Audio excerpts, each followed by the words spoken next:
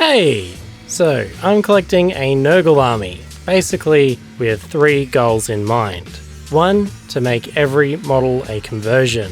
2, to make an army that's fun to play. And 3, avoid breaking the bank. My army's theme is Carnivals of Chaos, which is an idea that stems from an old Games Workshop game called Mordheim. My army will be a bunch of travelling Nurgle circuses from all over the world that have come together to fight as an army.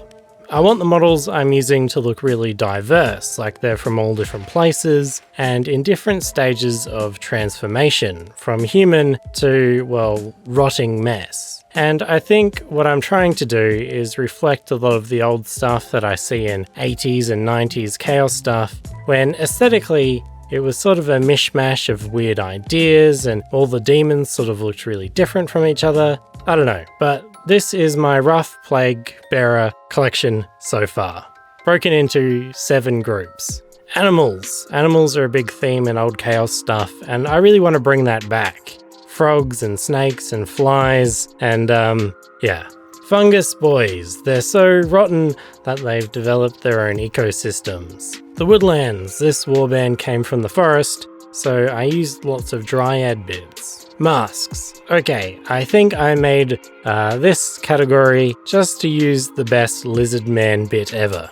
Brethren, these guys are in the early stages of transformation and have only just started to decay. Miscellaneous. All these are made from different warhammer races as a foundation. I don't know how it works, but it's a thing. And the weird, aka Papa Nurgle may have hit these guys a little bit too hard. This one in particular is inspired by The Thing, which is an awesome movie, not the remake. Just like everything else, I wanted my Nurglings to have lots of variation, so I used some glitchkin and these tiny goblin swarm things from Mantic Games to bulk out the bases. My plague drones I wanted to be especially weird, so I used an old giant head, an ogre butcher head, and the leader of the unit rides a horse, with matching knight helmet.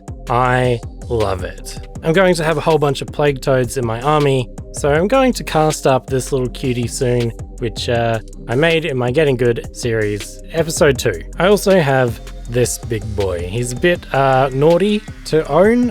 He's a bootleg Great Unclean one that's been converted and recast using some Forge World bits. I feel a little bit bad about it, but he's so cool compared to the original that the bad feeling goes away eventually. This giant is my newest addition to the army. It's a Duncan Luca sculpt, 3D printed by my good friend Cameron, that I've converted up to be a little bit more fungusy, and I sculpted a big old belly onto it.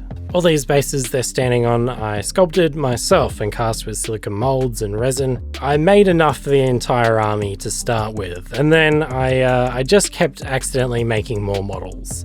Digging through the bits box and going, oh, I could make something from that, and then I'd go off into the corner and make something really quickly and then get back to doing what I was doing. So I need to make some more. I like using all sorts of models in my conversions, especially from different companies. Sometimes the models aren't even models, like this dried piece of construction adhesive that I found on my floor. At its core though, I'm trying to keep the Games Workshop aesthetic as the foundation, because I really want something to tie it all together. After all, I am using these for Warhammer, so they should really fit in the universe, and I want my opponents to feel the same way when I play them. Digging through the bits box is one of my favourite things to do. I always think, I must be running out of good bits by now, but I never am. I think it just might be a case of sometimes a cool bit only speaks to you after it's been sitting in the box for a long enough time. I think for a lot of my friends, seeing my bits box like this might be a bit distressing, having just random bits from all different sets and stuff all loose in one box, all mixed together in different eras.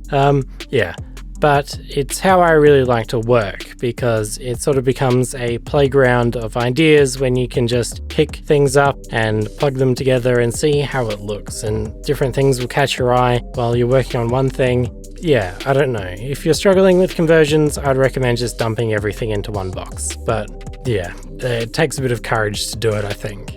Work in progress diaries on forums are something I miss from my early hobby years, and forums are 100% dead now, and you can't convince me otherwise. So yeah, if you enjoy following along on this journey, I would encourage you to make a video diary of your own too. And feel free to link them in the comments, and I'll heart them so other people can find them. Maybe we can make a network of different creators or something like that. I just want to bring some more of the community aspect back into YouTube, which is what I grew up with. But ciao for now. I'll see you in a bit. Thank you for the support, everyone, and I'll catch you in a mo. Bye!